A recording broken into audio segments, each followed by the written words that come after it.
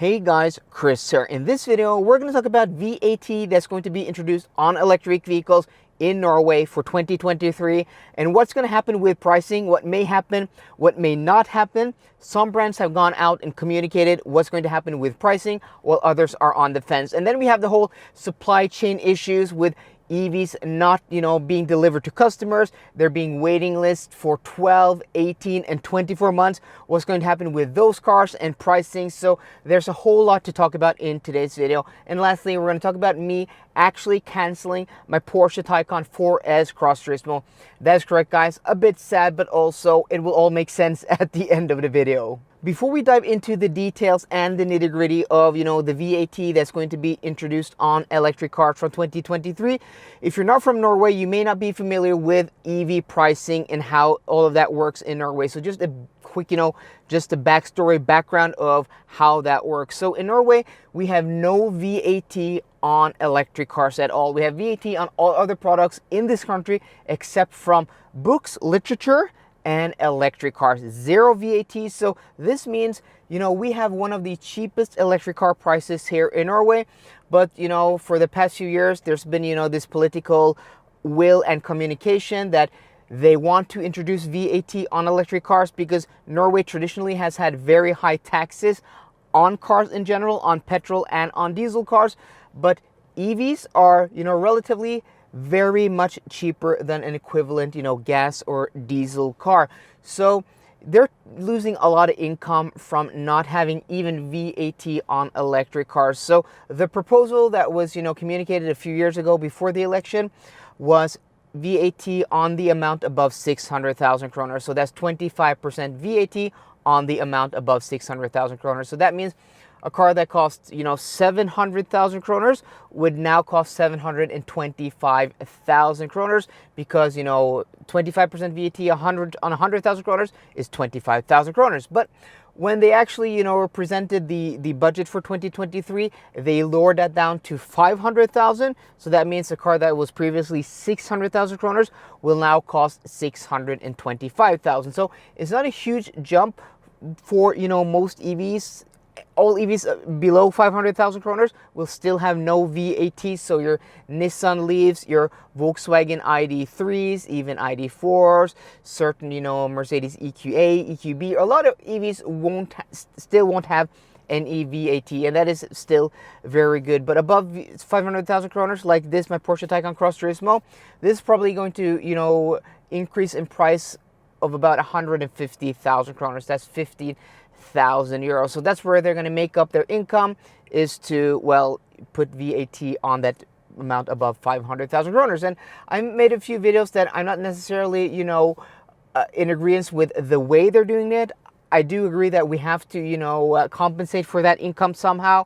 I'm totally for VAT on EVs in general, but, just putting an arbitrary limit at 500,000 kroners is going to create some weird, pricing issues and incentives one way or the other. And the first car maker to go out and publicly say that what they're going to do with prices is Ford with their Mach-E. So take, a long-range model with some equipment costing about 580,000 kroners.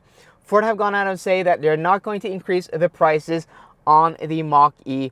So that means that car that costs 580,000 kroners is now in reality going to cost 564,000 kroners, and then you put that 25% VAT on top of that 64,000 kroners. Above 500,000 kroners, that's 16,000 kroners, making the total price 580,000 kroners. And this is exactly what I predicted when I, talked about why I don't think this is the correct way to do it, because what's going to happen is that the cars that are around 500,000 kroners that's going to go up in price are going to be lowered in price, and the government isn't going to, get the same income from that VAT. So if Ford's going to do this with a car that costs 580,000 kroners, they're going to do this with a car that costs 500,000 kroners, and that may not be more than 4 or 5 or 10,000 kroners in VAT, but that is now 0 kroners in VAT. So I suggested just a very low, VAT on all EVs, maybe just a few percent, maybe 5%, for the first 2 years, and then you increase that, because this is what the car manufacturers do. They want to stay competitive and they lower the prices. And that's what's going to happen now. So in this 500,000 to 600,000 kroners market, we're going to see a lot of cars staying the same price or even dropping lower to, you know, avoid that VAT. And that's potentially a lot of income for Norway and the government that is lost. So it's absolutely not ideal. But if they put, you know, VAT from the first, you know, kroner, from the first euro, well, they could have had, you know, at least some income on all. I mean, that could have also been a progressive, you know, VAT, like, I don't know, 3% up to 500,000 kroners, and then you increase it like 1%, because then the differences are so small that the car manufacturers can, you know, take that cost difference because they want to stay competitive. A very, you know, popular or known story here in Norway is that in the mid 2000s, there were a lot of gray and parallel imports of Toyotas from Denmark, because Denmark has even higher taxes than Norway, and that means that these cars may cost the same, you know, for a customer in Norway and in Denmark, but for Toyota to stay competitive in Denmark, they sold the cars to the Danish dealers cheaper than what they did to the Norwegian dealers. And that meant gray dealers or parallel import dealers could go and buy these cars brand new, you know, before registration in Denmark, and then import them for Norway and still sell them, you know, and make a profit. So I mean, this is how pricing works.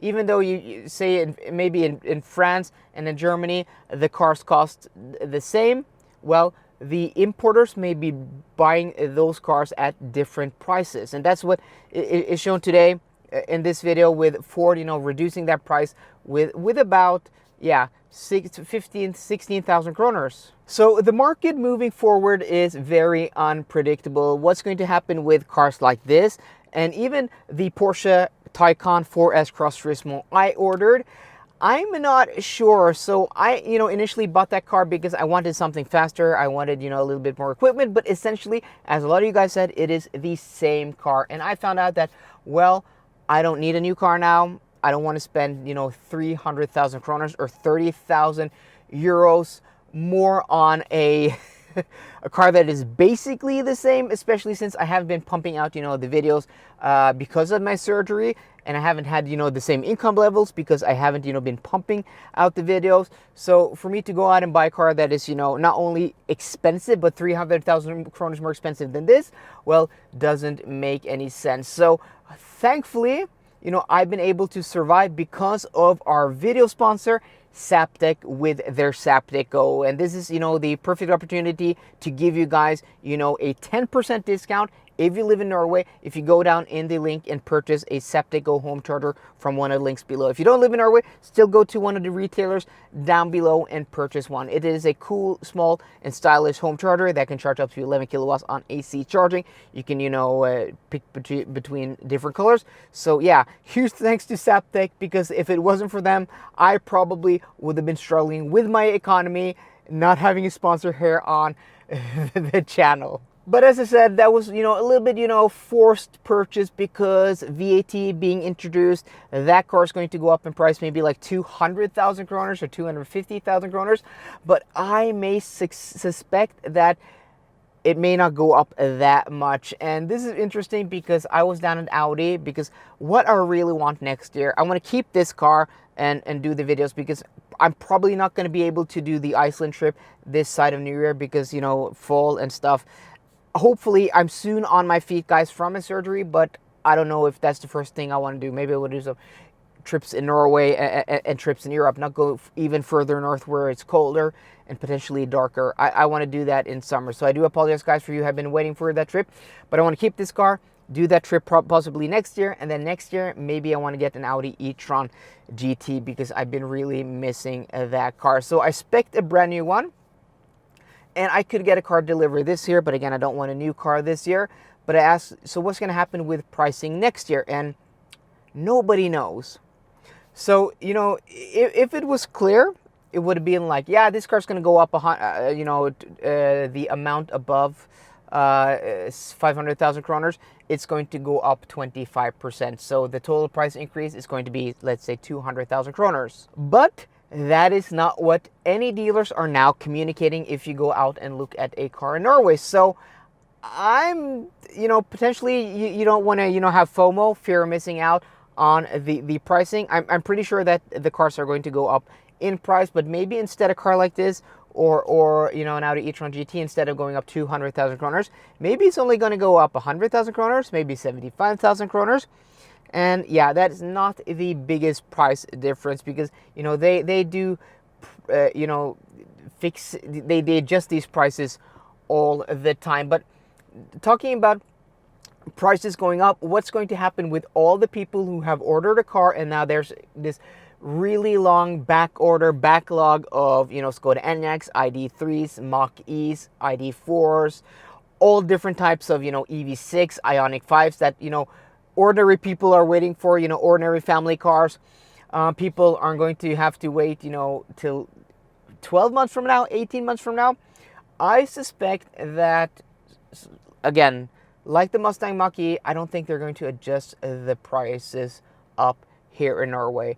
I'm hoping they won't, because or else, the introduction of this VAT just, this was not the purpose of it, like a supply chain issue and then increasing the prices so everybody's going to, this is just people wanting to order cars to save the money potentially, and then all of these, issues with deliveries, everything happening at once. And then we have, global inflation. So it's not the best situation. And I hope, like Ford, Hyundai, Skoda, Volkswagen, Kia, all the manufacturers of these mid-size electric SUVs are going to, just keep the prices prior to this VAT increase, because I think they can take the cost. So let me know, guys, if you're waiting for an electric car that's 12-month wait list, or 18-month or 24-month. Has the dealer communicated anything to you about what's going to happen with the prices here in Norway, especially after the introduction of VAT January 1st, 2023. So guys, I hope you enjoyed today's video. If you did, please drop me a thumbs up down below, and for more car content, as always, please subscribe. See you guys later, and goodbye.